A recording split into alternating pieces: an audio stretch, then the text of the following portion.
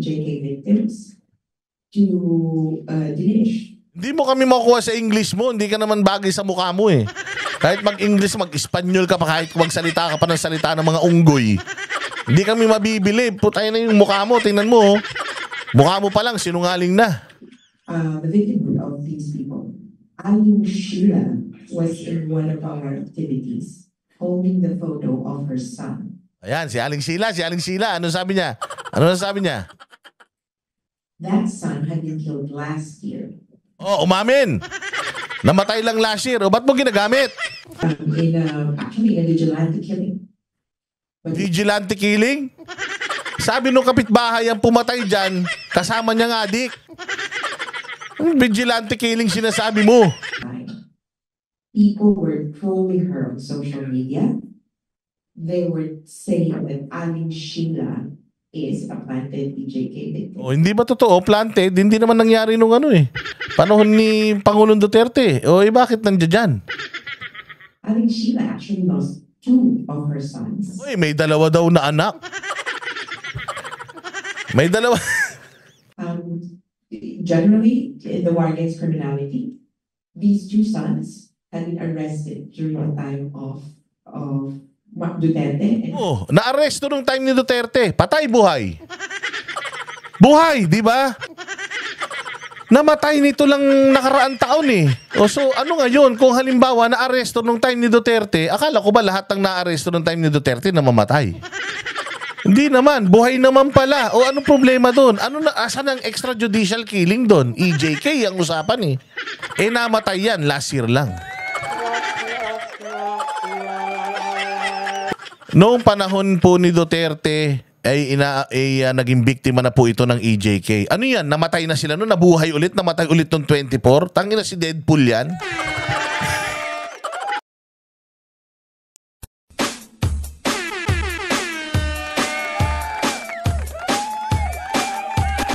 Dancing with the beat with DJ Glenn on the mix. Marcos Bangag. Yun. Bangag. Bangag, bangag, Marcos Bangag, Marcos Bangag, Marcos Bangag, Marcos Bangag, Bangag, Marcos Bangag, Marcos Bangag. Magandang araw po sa inyong lahat. Ito na naman po ang inyong pinaka-iinisang vlogger. Ang pinaka-fake news sa lahat ng fake news purveyor at fake news peddler sa balat ng YouTube. Ang vlogger na walang kwenta, ang vlogger na kupal, at ang vlogger na pasaway, yours truly, Boss D. Another day, another burautan session. At ito na naman, pasakitin na naman natin ng mga atay, balumbalunan, kaluluwa at kasukasuhan ng lahat ng mga kawatan, magnanakaw, demonyo, satanas, mga kuratong baliling, sindikato, sinungaling, mambubudol, Udas, Barabas, Estas, mga walang isang salita, mga malimbing, mga political butterfly. Ayan, ito na naman tayo. Tayo na naman po ay magkukulitan. Maraming salamat po unang-una sa lahat sa mga tumatangkilik sa ating video. O, habang tayo ay nasa laya pa, ay samantalayin niya na. Bakit ako naka-shades ngayon? Nainggit ako kay Jay Guevara eh. Oo, kasi ang ganda-ganda ng shades ni Jay Guevara. Naka Ray-Ban Wayfarer. Ewan yun si Gago eh. Oo, binili namin yung sukong. Kung ang pogi-pogi niya, pag naka-shade siya eh, alangan naman papayag tayo na mas pogi siya sa atin, di ba?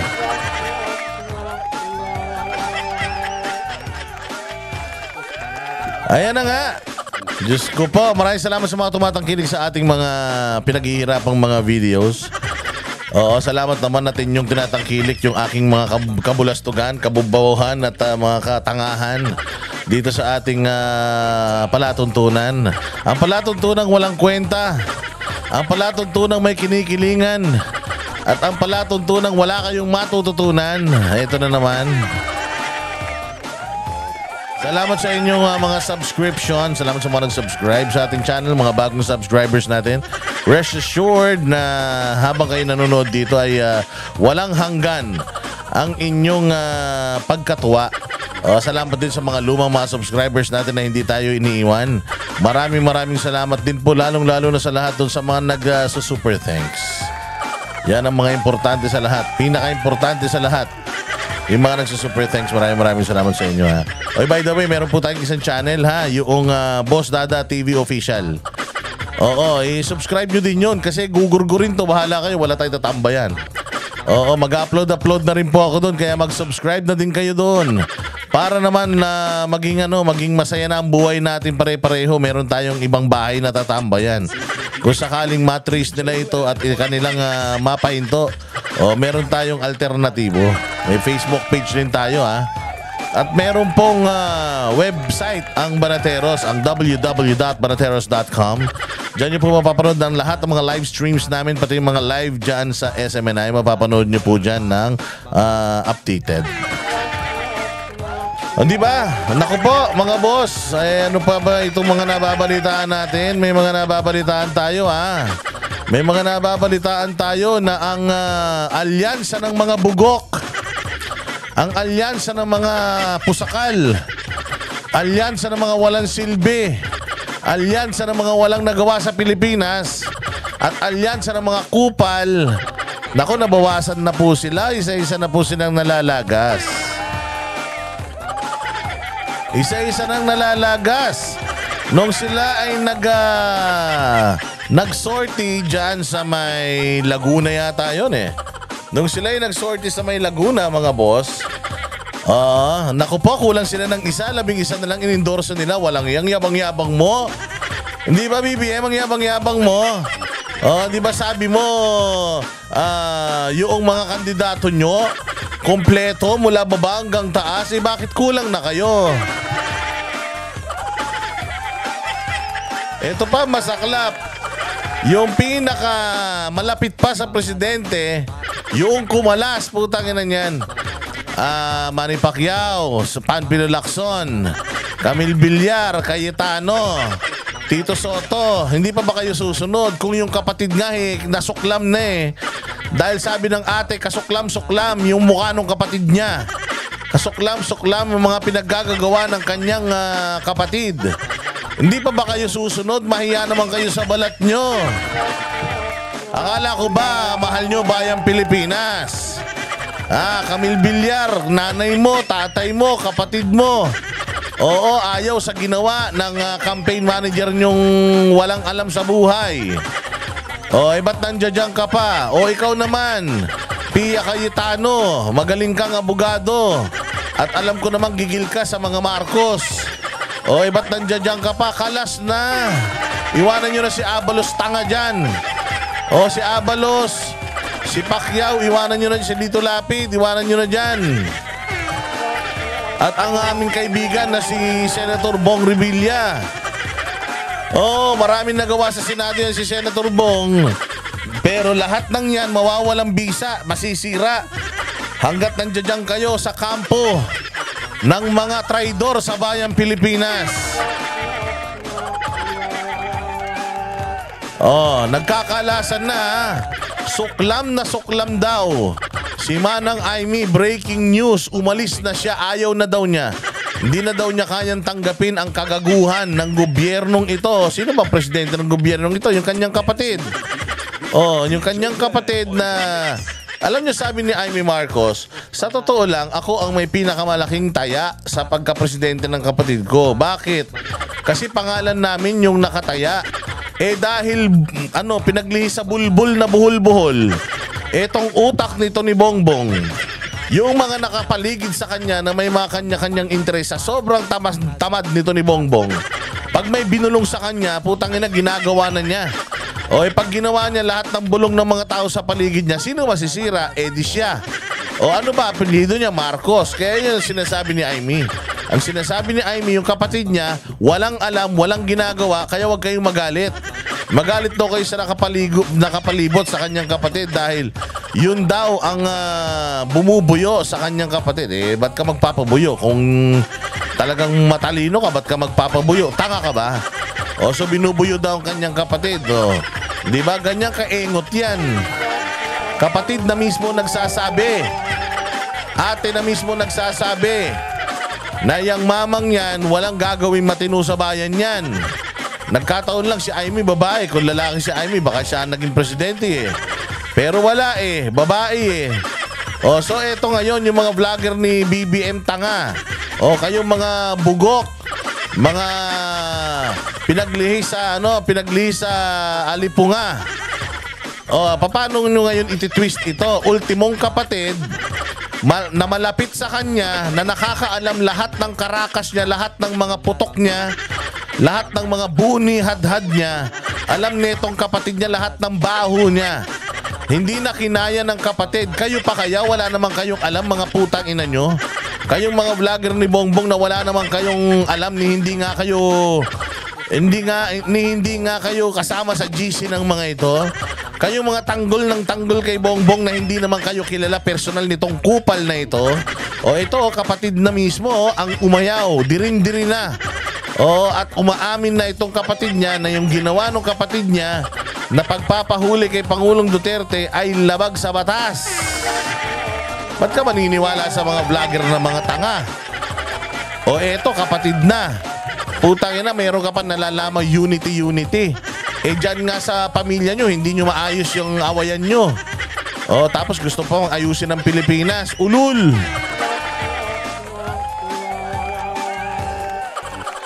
O isa pang nakakatawa. Oo, meron silang meeting di avance. Meeting di avance sa Cebu. Meron silang mga sorties sa Cebu. Pucha yan, kinancel na daw. Wala na daw nakuha at nakita.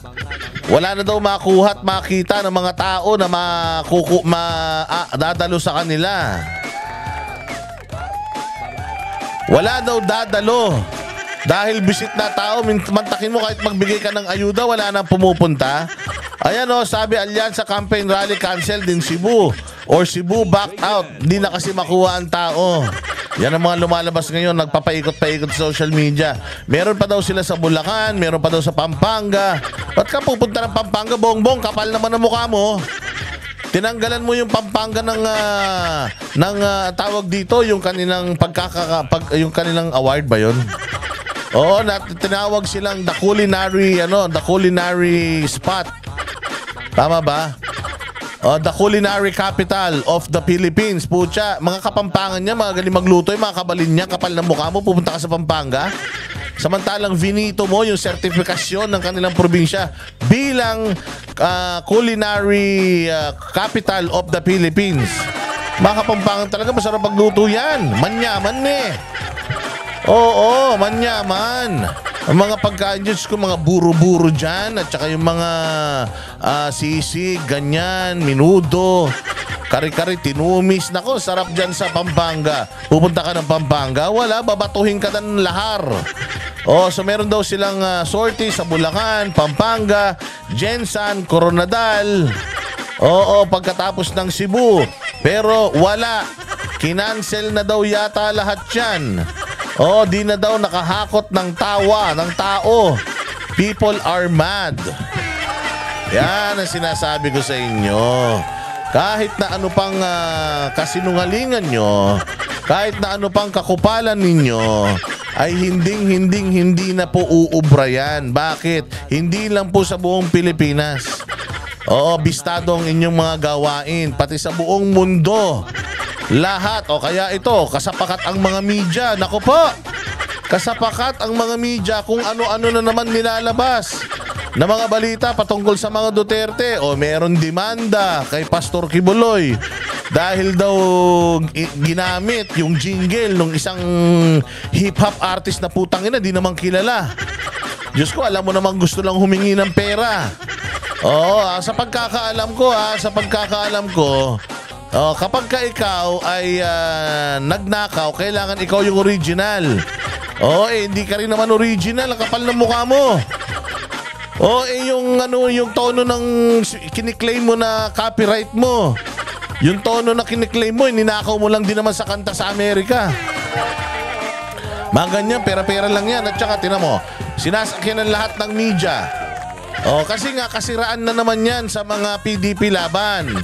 O, pero wag kayong magpapabudol sa mga yan. Sabi nila, hindi pa nakaupo si pastor, nagnanakaw na. Paano magnanakaw? Mas mayaman pa sa Pilipinas yan.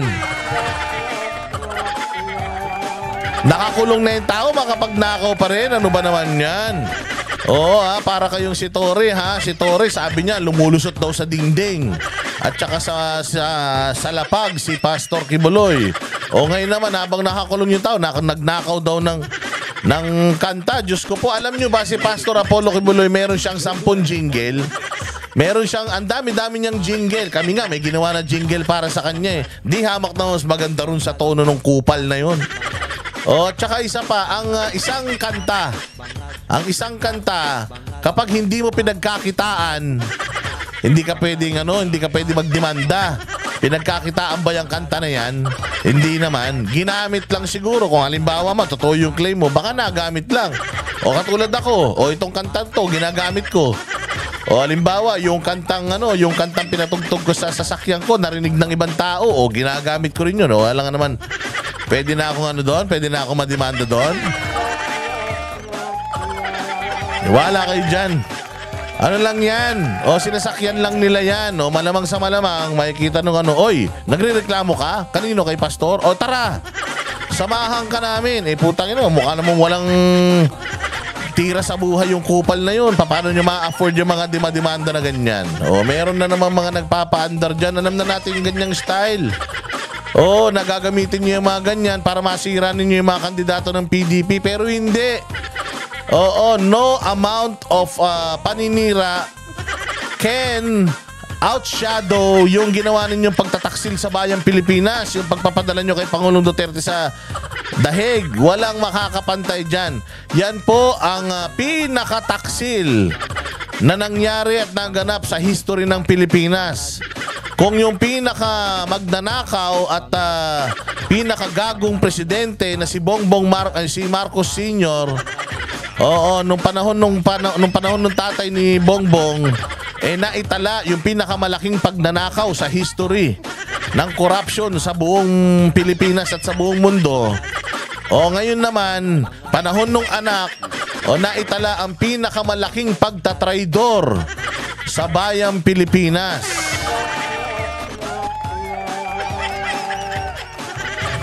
Hindi ba? Gaano katarantado mga yan? Gaano katarantado mga yan? Eto, Claire, ipaliwanag mo tong maigi tingnan ninyo kung gaano kagago ang mga kumag na yan. Official residence ng Pangulo. Mataas ang kisame sa receiving area nito. Ito po mga bossing, yung pinapakita ko sa inyo, yan po yung Bahay Pag-asa. Okay, si Pangulong Duterte ayaw niyan doon sa palasyo, doon sa Malacanang. Kasi sabi nga niya, madaming multo doon, ayoko doon. Tsaka lalaki ng picture ng mga dating presidente ron. Putang ina, lahat naman mga walang ginawa sa bayan. Ayaw ko doon, gusto ko dito. So, dyan siya tumira sa Bahay Pag-asa.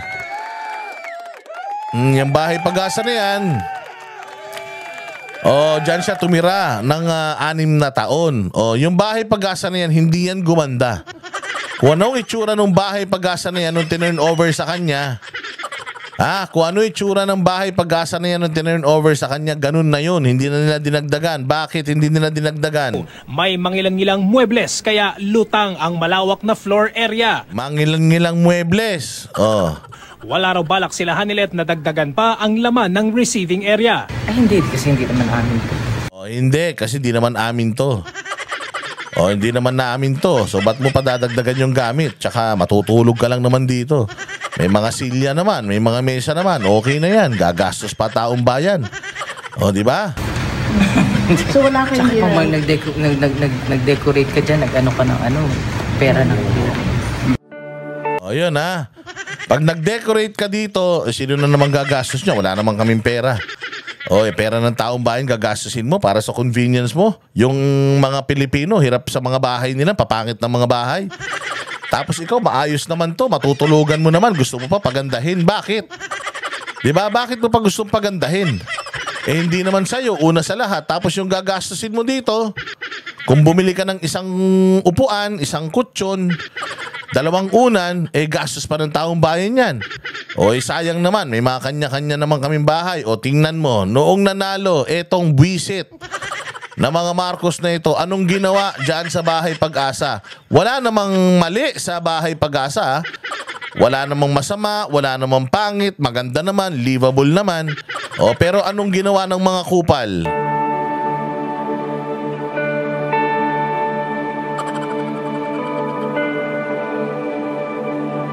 Maayos naman, di ba?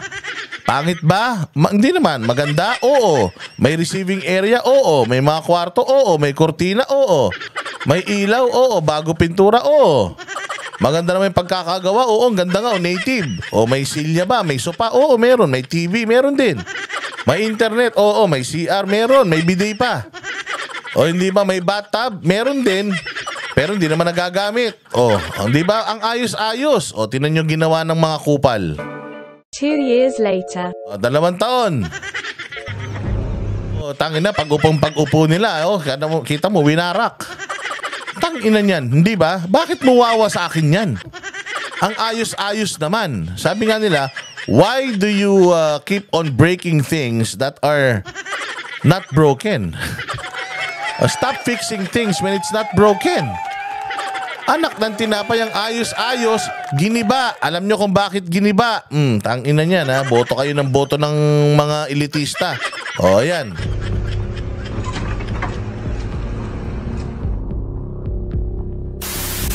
Ngayon ay tangina, yan na siya ngayon yan na siya mga bossing. Ano na siya ngayon? Siya ngayon ay isa ng mansyon na may mga swimming pool. Putang ina, ba't kailangan pa na swimming pool? Di ba? Pucha, you are supposed to be in Malacanang to serve people. Para magsilbi. Puta, anong ginawa nyo? Ginawa nyo bakasyunan. Mga hayop. Mga kurakong. Kaninong pera ginamit dyan? Alam nga naman sa kanila.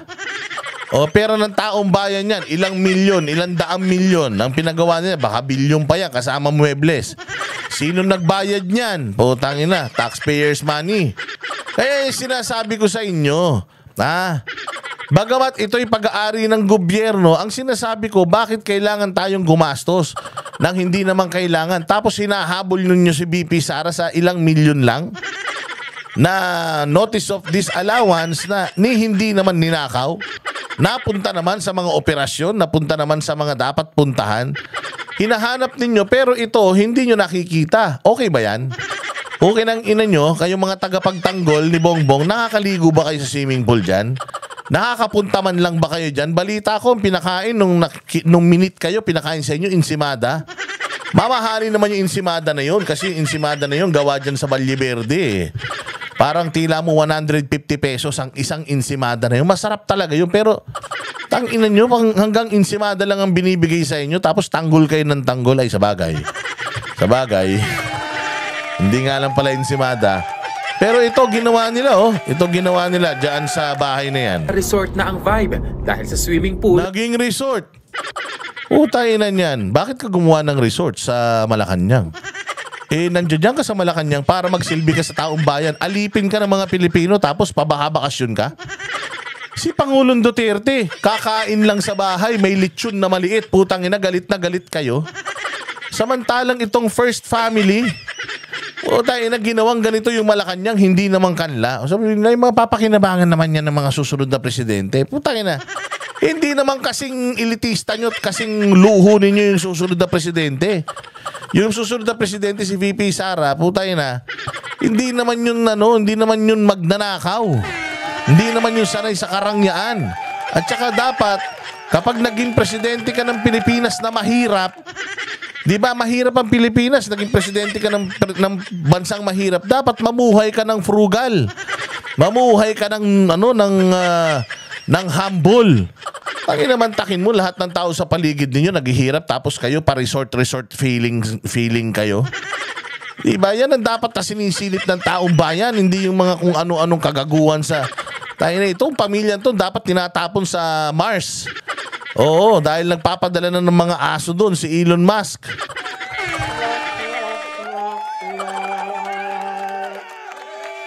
At berdeng kapaligiran nito.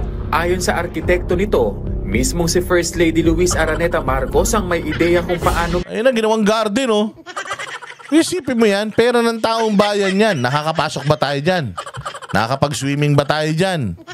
Kahit man lang sana makagamit tayo ng kubeta, pwede ba? Tayo na highly secure dyan, di ka makakapasok dyan. O ano pang mga nagaganap dyan? Dyan ba nagaganap yung mga party-party nila? O yan ang sinasabi ko sa inyo. O di ba? Focus na focus kayo sa mga Duterte. Focus na focus kayo sa mga spendings ng mga Duterte. O saan ba dinadala ng Duterte pera nila? Anti-criminality, anti-insurgency. O tapos etong gobyerno, wala pa nagawa sa sa Pilipinas, may nagawa ng resort. Yan ang sinasabi ko. Again hindi po totoo tong sinasabi ko. Fake news ako Oo, ini-entertain ko lang kayo. Sa totoo lang, sa totoong buhay, magaling talaga yung mga Marcos na yan. At sila ang pinakamahusay na leader sa Pilipinas. Sa katunayan, napakarami na nangyari sa bayang Pilipinas sa loob lamang ng 3 taon na panunungkulan nila. Oo, talaga namang ang linis ng Pilipinas. Baka nga lumagpas na tayo sa first world country. Diba, ginawang resort? Saan ka naman? pagagandahin ng presidential residence. Flashback. Wala raw balak sila Hanilet na dagdagan pa ang laman ng receiving area. What? Hindi, kasi hindi naman amin. So wala kayong Tsaka pag nag-decorate ka dyan, nag-ano ka ng pera ng Kanya ng mga Duterte, hindi naman amin to. Tsaka pag nag-decorate ka dito, pera ng taong bayan. Anong sasabihin nila? Sarap naman ang buhay mo. Taga-probinsya ka lang. Mas maganda naman di hamak itong bahay na to sa bahay ni Presidente sa Davao. Nakita niyo yung bahay ni Presidente sa Davao? Bungalow. Ang sikip-sikip, ang liit-liit. Nahihiya na nga yung mga kapitbahay niya. 3 na palapag ng mga bahay ng kapitbahay niya. Samantalang siya, ang liit-liit pa rin ang bahay niya. Dobling mas malaki itong bahay na to kaysa sa bahay ni Pangulo. Okay na sa kanya yan. O ano sabi ng pamilya? Hindi na, okay na to kasi mga pera ng taong bayan pa yan.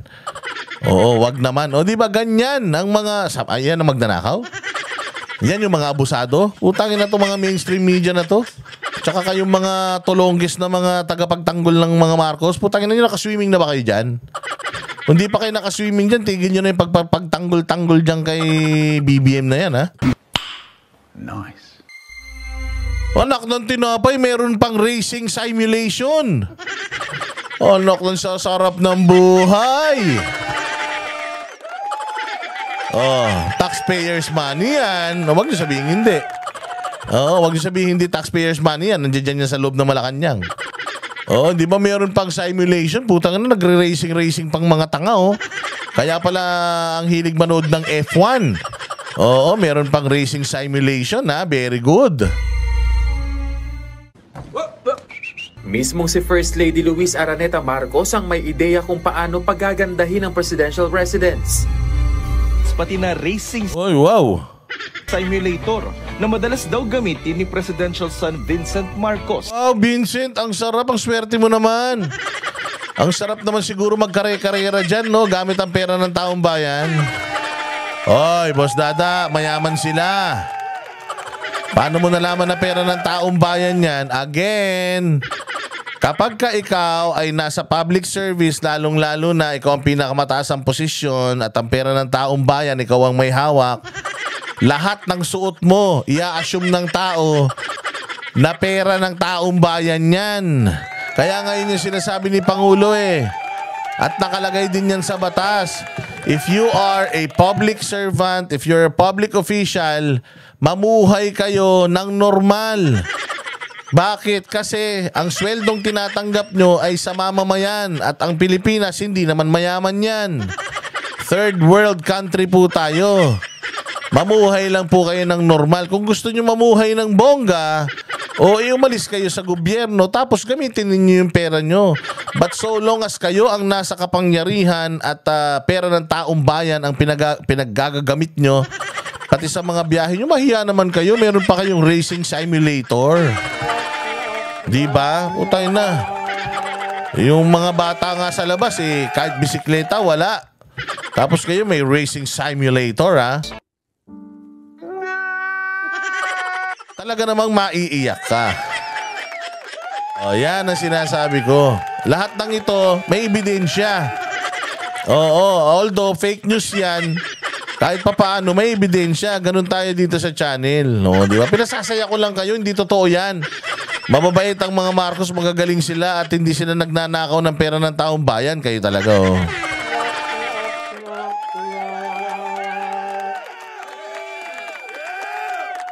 Meron akong gustong iparirinig sa inyo, ha. Gusto ko lang iparinig sa inyo itong balitang to. Ito, nakakatawa tong balitang to. Abogado pa man din, ha. Sige.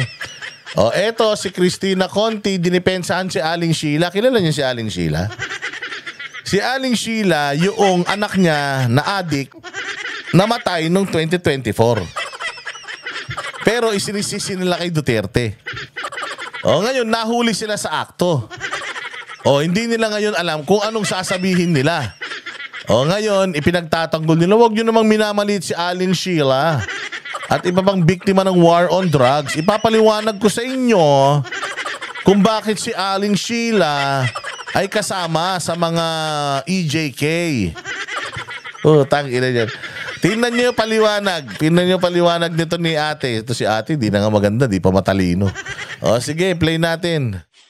Aling Sheila has been used by the as part of the narrative that the EJK victims are fake. They even use the term Talim EJK. By the way, ma'am, yung mga taga-Europe, yung Gabriela Europe yata yun, o anak bayan ba yun? Basta yung Gabriela Europe yata, umamin na sila, nag-sorry na sila. Sabi nila, sorry for using yung mga deaths ng mga tao na hindi naman namatay nung war on drugs ni Pangulong Duterte. Nag-apologize na sila. It's easy to apologize. Huli ka na eh. Huling-huli na kayo eh, na minamanipulate nyo yung utak ng tao eh. Mantakin mo 30,000 yung namatay sa EJK. Sabi doon sa Dahig, 43 lang. 30,000 na. Mantakin mo sa 30,000 na namatay, hindi man kayo makabuo ng kahit 200 man lang na tao na may ninyo, may papakita nyo yung mga totoong mga mukha nila, totoong mga picture at istorya nila. Kasi naniniwala naman kayo na totoo yung 30,000 ninyo, di ba? Bakit wala kayong warm body? Ba't wala kayong mga legit na mga picture at mga cases ng EJK? Kasi peki talaga yung EJK nyo. Paano natin magagalit na naman yung mga taga-camera? Fake news po ako, wag kayong maniniwala sa akin, ha? Ito sabi-sabi ko lang to. Wag kayong mag-subscribe dito, maniwala, umalis kayo dito, bahala kayo. Pero hindi totoo tong sinasabi ko, magagalit na naman yung camera, sabihin na naman nila, nasasaktan kami. Kayo masasaktan kung di naman totoo, di ba? Hindi totoo to eh. Huwag kayong masaktan. So, di ba? 30,000. Gumagamit pa kayo ng ibang tao, ibang picture. Mahiya naman kayo. Or planted EJK victims to diminish. Hindi mo kami makuha sa English mo. Hindi ka naman bagay sa mukha mo eh. Kahit mag-English, mag-Espanyol ka pa, kahit magsalita ka pa ng salita ng mga unggoy. Hindi kami mabibili. Putay na yung mukha mo. Tingnan mo. Mukha mo pa lang, sinungaling na. The victim of these people, Aling Sheila, was in one of our activities, holding the photo of her son. Ayan, si Aling Sheila. Ano sabi niya? That son had been killed last year. Umamin. Namatay lang last year. Ba't mo ginagamit? Last year lang namatay, di ba? Ba't mo ginagamit? Actually, a vigilante killing. Vigilante killing? Sabi nung kapitbahay ang pumatay dyan, kasama niyang adik. Vigilante killing sinasabi mo. According sa kapitbahay na nagsasalita, ang tumira sa kanya, kasama niya ring adik, bakit nagkaonsehan? Anak ng tinapay, Di ba dapat wala ng drugs ngayon 2024? Ba't meron pa rin? It was during Marcos' time. People were trolling her on social media. They were saying that Aling Sheila is a planted EJK victim. Hindi ba totoo? Planted? Hindi naman nangyari nung panahon ni Pangulong Duterte. Bakit nandiyan dyan? Aling Sheila actually lost 2 of her sons. Uy, may dalawa daw na anak. May dalawa. Tang ina dyan sinungaling eh. May dalawang anak. O sige. Generally, in the war against criminality, these 2 sons had been arrested during the time of Duterte. Oh, na-arresto nung time ni Duterte. Patay, buhay. Buhay, di ba? Namatay nito lang nakaraang taon eh. O so, ano ngayon? Kung halimbawa na-arresto nung time ni Duterte, akala ko ba lahat ng na-arresto nung time ni Duterte na mamatay? Hindi naman. Buhay naman pala. O anong problema doon? Ano na, asan ang extrajudicial killing doon? EJK ang usapan eh. Buhay pala yan nung panahon ni Duterte. Naging biktima sila ng EJK. Paano? Na-arresto sila nun. Oh! Na-arresto sila. Buhay sila. Asan ang EJK nung panahon ni Duterte? Eh namatay yan. Last year lang. Utang ina, ginugulo nyo kasi yung maayos naman yung bayan eh. Maayos naman yung Pilipinas. Ginugulo nyo eh. Noong panahon po ni Duterte, ay naging biktima na po ito ng EJK. Ano yan? Namatay na sila noon, nabuhay ulit, namatay ulit noong 24. Tangina si Deadpool yan. Ano yan, mutant? Ha? Ano yan, mutant yan? Ha? Puta, kakanood nyo ng Iron Man eh. Ano yan, si Thanos, ginanon ni Thanos, bumalik sa buhay yan, tas namatay ulit noong 24. When you say EJK, extrajudicial killing, nung panahon ni Duterte, patay dapat yun. Yung buhay, hindi kasama sa EJK. EJL yun. Extrajudicial living. Tinapay ito. Clearly, she falls as within the category of Duterte's victims. She had every right to be there. Ang ilan to, bolero? Bolero! Oh, kasi wag nyo daw awayin si at Aling Sheila. Na-arresto daw yung anak ni Aling Sheila nung panahon ni Duterte, adik. Oh, ngayong 2024, si Bongbong na Marcos namatay. Bakit? Kasi adik pa rin. Hindi pa rin nagbago. Oh, anong nangyari? Namatay. O ba't sinasama mo sa EJK ni Pangulong Duterte? Nahuli naman pala yung nung panahon ni Duterte yan. Buhay naman pala. Kung sinasabi mong dalawa yung anak, yung isa namatay nung panahon ni Pangulong Duterte. O bakit yan ang pinakikitang picture? Wala kang lusot dito, te. Hindi kami kasing tanga mo. Ha, hindi nyo na kami mabobola. Putangin na nyo eh. Kami pa ba naman? Diyos ko, lahat ng kabulastugan nyo nakikita namin. Lahat ng mga kaek-ikan nyo, sukol namin yan. Pinagsasasabi nitong aling to. Meron pa siya sinasabi na 43 lang daw doon sa 43 lang daw doon sa pagkamatay ni sino yun? Yung wait lang, meron lang akong titingnan. 40 lang daw. 43, di ba? Tapos 30,000 yung kanilang yung kanilang mga sinasabing namatay.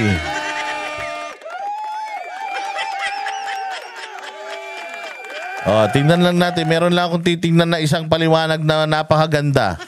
Patungkol doon sa sinabi niyang sinabi niyang 40 plus lang daw yung mga nangamatay.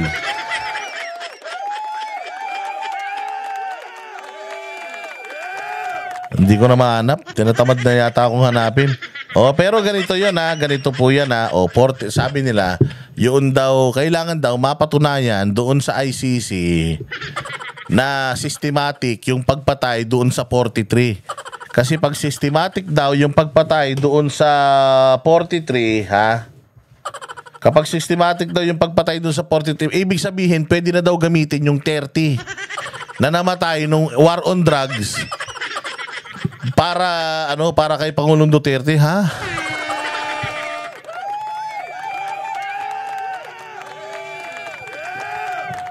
Hindi pwedeng ganun. Hindi pwedeng ganun. Kailangan yun, pag sinabing 43 counts, 43. Nandoon yung circumstances, paano pinatay, anong panampatay, anong ebidensya, bawat isang krimen doon. Kasi kung yung isang tao doon hindi namatay, walang ebidensya na pwedeng i-link doon sa DDS, halimbawa, hindi mo na siya pwedeng isali doon, 42 na lang yun, ganun. Depende yan sa anong ebidensya mo. Unang-una sa lahat, wala nga kayong tao na maipakita, pamilya ng 30,000. Baka ginagamit nyo lang yung numerong 30,000, pero hindi naman kayo konektado doon talaga sa pamilya ng 30,000 na yun. Ginagamit nyo lang yung numero para mapalaki ninyo yung istorya, magmukhang kahindik-hindik, pero sa katotohanan, hindi naman pala. Tinan mo, doon sa warrant of arrest, may torture, may rape.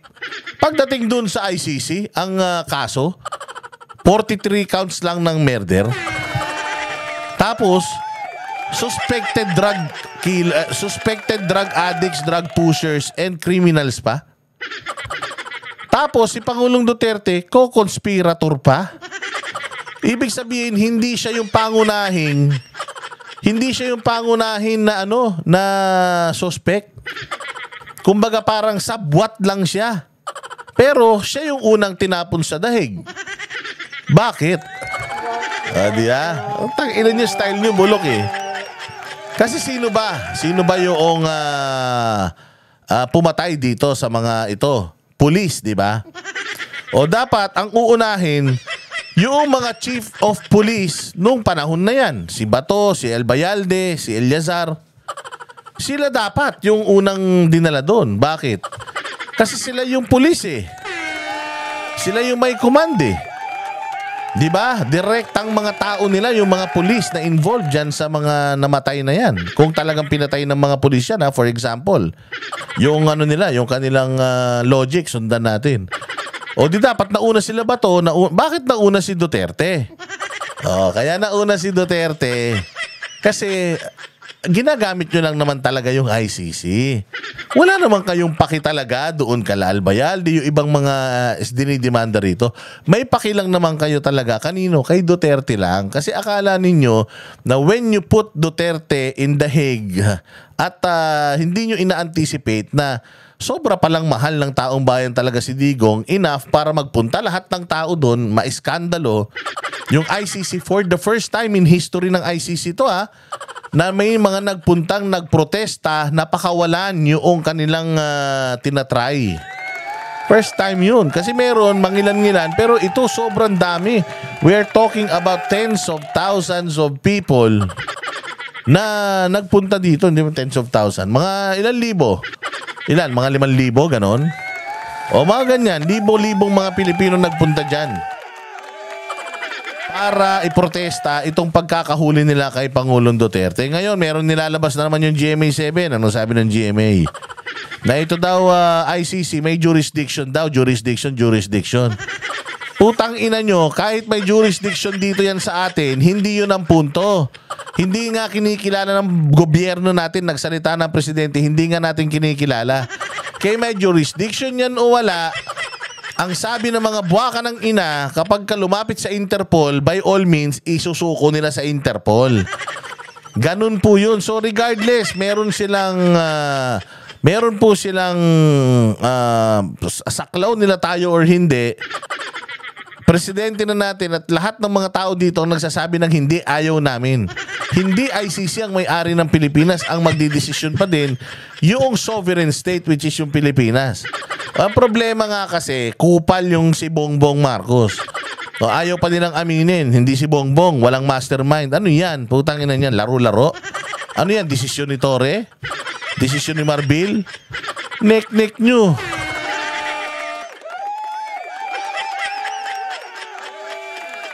Ang issue po dyan sa pag-aresto kay Pangulong Duterte, yung manner ng pag-aresto.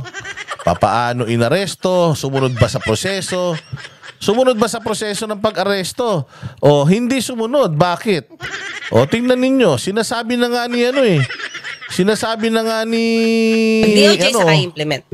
Issue. Sige. O ito sinasabi ni Claire DOJ saka implement. Issue. Sige, siyempre through police. PNP. After that, dadalhin yung naaresto sa local court. Ano purpose? To prove na na-serve yung valid warrant of arrest. Saan, Attorney Claire, yung local court? Local court sa Pilipinas. Oh, ayun. Oh, sinasabi ni Claire sa Pilipinas, local court, nangyari? Hindi nangyari. Oh, anong issue? Yung sa ICC, yung saklaw ng ICC ang Pilipinas, that is not the issue here. Regardless, saklaw ng ICC o hindi ang Pilipinas, yung pag-aresto kay Duterte, normal o hindi? Sumunod sa batas o hindi? Kidnapping o hindi? Yun. Yan tong mga to. Umi-style pa kayo. Oo, huling-huli na kayo sa akto. Puro kayo mga sinungaling. Itong abogado dyan sa CHR, may pagkasinungaling. Etong PCO natin, sinungaling.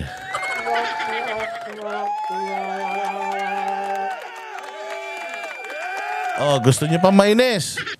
Oh, kung gusto niyo pa mainis, panoorin niyo pa to. Itong isang to. Oh, sabi niya, may banat siya rito kay BP Sara. Tila papunta na raw sa basurahan ng Pilipinas ayon kay Vice President Sara Duterte. At this point, we should be working our way up, but it seems that we are working. Kayo ba naniniwala that we are going to the dumpsters? That we are going to the dumpsters. Ako, I believe we are. Why? 3 years after ni Pangulong Duterte, tanungin nyo mga sarili nyo, ano na nagawa ni Bongbong? Hanggang ngayon, politika pa rin, politika. Hanggang ngayon, ang kanilang pangarap, manatili sa kapangyarihan, manatili sa pwesto. Hanggang sa humihinga sila. Yun ang pangarap nila. Anong pangarap nila para sa Pilipino? Wala. So where are we going? Di pa baba tayo. Bakit? Tayo na utang tayo ng utang. Ang daming korupsyon, PhilHealth, nandyan pa, blank items. Taon-taon nangyayari yan. Taon-taon mangyayari yan kung di natin aalmahan yan. Saan tayo papunta pag gaganon? Pera natin ninanakaw. O di papunta tayong basuran. Yun. May basihan? May basihan? Oo. May basihan. O kita mo, sinong tinitira? Una, Seminay. Pangalawa, Pastor. Pangatlo, PRD. Pangapat, si Duterte sa impeachment. Panglima, yung mga vloggers. Tapos yung mga OFW, inaano na. Tinatakot na rin. Tinetreaten na yung mga OFW. Anong gagawin sa OFW? Kukulong nyo, hindi magpapadala sa Pilipinas? Utangin na ganyan na ngayon sa Pilipinas. Lahat bawal na. Saan tayo papunta? Sa langit? Paganda tayo, paganda? Di ba papangit tayo ng papangit? So tama yung sinasabi ni Inday, papunta tayo sa basurahan. Paano? Basura yung mga nasa gobyerno. To go to the dumpster. Yan ang sagot ng bise nang tanungin kaugnay sa nauna niyang pahayag na baka mawala na ang bansa pagdating ng 2028. Sinabi, baka talagang mawala na ang bansa. Yung presidente nga, dating presidente, pinagkanununa Tangin na, basta pagkakapirahan, baka mamaya bilhin to ng piso tumpok Baka ipagbenta na tayo ng mga hinayupak na yan. Pinyayon kasunod ng panawagan ng kanilang mga taga-suporta na tumakbo siya sa susunod na eleksyon. Dagdag ng bise, nawawalan na ng pag-asa ang mga tao dahil wala umano silang makita mula sa gobyerno. Sagot ng Malacanang, baka hindi lang nakikita ito. Para mainis kayo. Ng bise ang mga proyekto ng pamahalaan. Walang nakikita siya na ginagawa ng administrasyon, malamang ay dahil nasa ibang bansa siya. Ulul! Ikaw, may nakikita kang ginagawa ng administrasyon? Kung meron, dapat may nire-report ka. Diba? Kung meron, yun ang trabaho mo, mag-report ng mga ginagawa ng administrasyon, dapat may nire-report ka. Anong nire-report mo ngayon? Wala. Binabanatan mo lang yung mga Duterte. Nagpapaka-attack dog ka lang. Hindi ba? Yung mga vloggers nyo, tanungin mo, hoy, maganap kayo nga ng magandang ginagawa ni Bongbong. Putangin na, baka 1 taon na, wala pang makita ang mga tanga na yan. Anong ginagawa ng mga vloggers na pro Bongbong Marcos? Di ba? Ang ginagawa ng mga vloggers na pro Bongbong, inaaway lang yung mga Duterte vloggers. Inaaway yung mga Duterte. Katulad mo. Ngayon, ikaw, may nakikita ka bang ginawa ni Bongbong? Kung meron, ipakita mo. Kami, pag tinanong mo kami, anong nagawa ni Duterte? Putahin na, baka magdugutenga mo sa kakapakinig. Alam namin kung anong mga magagandang nagawa ni Duterte. Ikaw, alam mo ba anong nagawa ni Bongbong Marcos? 3 taon lang to partida. Ang ikli niyan, 3 taon. Anong nagawa niya? Bukod sa nagiba lahat ng mga Putay, wala nang build, nagigiba pa yung mga tulay ng panahon niya. Puta, ganun kasalot, ganun kamalas yung amo mo. O sige, ano pa sasabihin niya?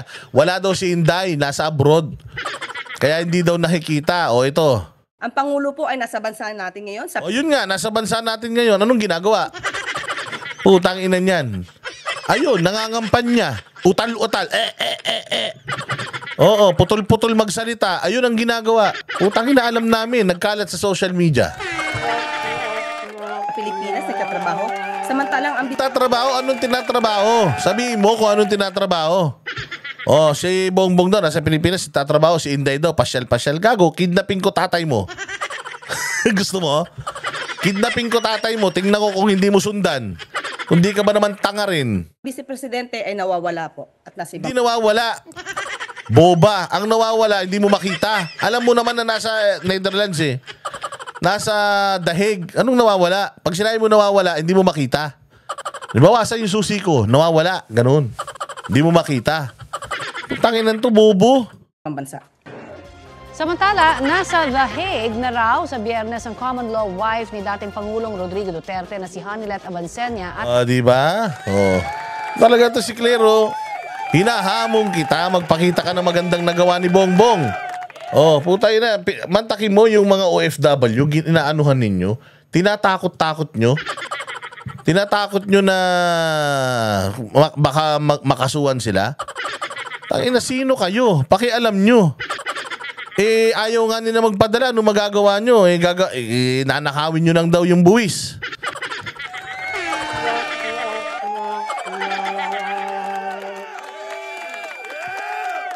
Sige. Bago tayo magtapos, pakinggan ninyo itong isa pang balita tungkol dyan. Para talagang pumutok ang mga ugat nyo sa ulo. Kung may nag-uudyok po, siguro po wala tayong personal na knowledge, wala rin po nakakarating na official na komunikasyon patungkol dyan sa palasyo. Pero alam naman natin kung paano ba gagalaw ang ibang mga supporter. Pero nung natin pong sinagot ang patungkol dito na zero remittance, nakita ko po sa ibang mga comments na yung mga ibang nakita sa comments, ulul. Tangina mo. Wala na lahat ng comment. Gago, pati nga sa comment ng PTV, dyan sa RTBM, putang ina, binababoy kayo dyan eh. Pati nga sa comment section ni Bongbong Marcos sa page niya mismo, binababoy kayo eh. Tinanggal nyo nga yung number nung yung para makita kung ilang tawa, ilang haha, ilang heart, ilang likes. Inalis nyo nga yung number para hindi mahalatang pinagtatawanan kayo, pinagsasabi mong comment. OFWs ay sinabi nilang hindi sila lalahok dahil magugutom ang kanilang pamilya. Okay lang, magutom pamilya nila kaysa mabusog kayo. Okay lang daw, magutom pamilya nila. Kaya nilang kumain ng talbos tsaka ng sardinas. Kaysa naman daw mabusog kayo dahil sa kita nila, yung buwis na kinikita ng Pilipinas doon sa kanilang remittance, gamitin nyo lang pampaganda ng bahay, pampagawa ng swimming pool, pampagawa ng resort, pambili ng mga mahalin yung damit, pampasweldo sa yung kupal ka, pampasweldo kay Torre na hindi sumusunod sa batas. Di ba? Pampasyal ni Bongbong. Tangina niyan, tanggap na nila yun. Pero wag kayo maniniwala sa akin na fake news ako. Hindi totoo yung sinasabi ko. Maaapektuhan ang pamilya nila kapag sinunod nila ang zero remittance. Kaya nga sabi po natin, mas maganda po sa lahat ng mga OFWs, hindi po tayo kalaban. Magkakakampi po tayo. Ano magkakakampi, gago? Meron ba kakampi? Pinamigay nyo yung kakampi nyo sa ibang bayan? Mga gago to. Inutil. Ano sabi mo magkakakampi? Kalabang kayo. Pero kalaban lang dahil hindi yung kalaban na dapat nating dapat awayin na. Hindi ganoon. Kalaban sila sa dahil sa nangyari kay Pangulong Duterte. Pinamigay nila kaya kalaban sila. Wag baka mamaya niyan ma-misquote nyo na naman ako sabi ko nga sa inyo, wag kayo maniniwala sa akin. Pare-pareho po tayo mga Pilipino. Pare-pareho tayong mga Pilipino. Ba't pinamigay nyo si Duterte? Putay na ipamigay kaya kita sa kapitbahay namin. Oo, na kumakain ng aso. Matutuwa ka?